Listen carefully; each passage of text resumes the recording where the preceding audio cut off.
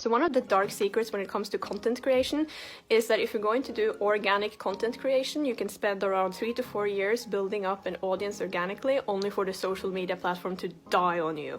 And that is what I kind of experienced with MySpace, that I say we because, you know, it was my mother and myself working on it, and we invested so much into that specific platform. One day we wake up and we basically see that MySpace is dead.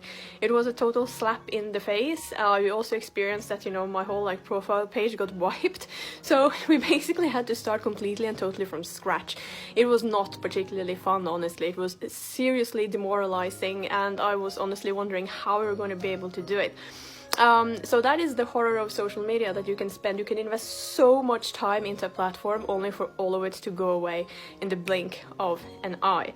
Another example as well is that it can be difficult to replicate past successes, okay? So my very first music video to pass the 1 million mark, that video passed the 1 million mark because a big site shared a link to the YouTube video on Facebook. So at that point in time, Facebook was awesome because you could actually share links to YouTube and it would be fine.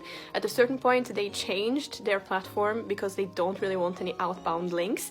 So you know, it wouldn't necessarily be possible to actually do that sort of a thing again, you know what I mean? So that is sort of the stress, I would sort of say, about social media, that, you know, they change their algorithms.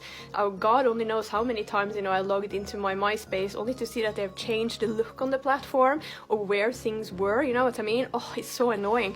So yeah, it does annoy me when they actually change things on these social media platforms, when the design looks different, when the functionality becomes different. Ooh, you know, it's so annoying. But that's because you are on rented space, you know, you don't operate these platforms, you don't design them, and you don't own them, you know what I mean? So you just kind of have to hang in there every time there is some sort of a drastic change. This is why all sorts of online business people talk about the importance of having an email list, and preferably an email list that actually is full of people who have purchased the product from you, even if it's just a low ticket product, okay? So yeah, social media is very cool for as long as it works. When it doesn't, it becomes so frustrating. And the worst thing is if you actually wake up one day only to see that the platform is gone, which is what I experienced with Vine. I basically just was going to log into Vine one day and there was no Vine. So there you go.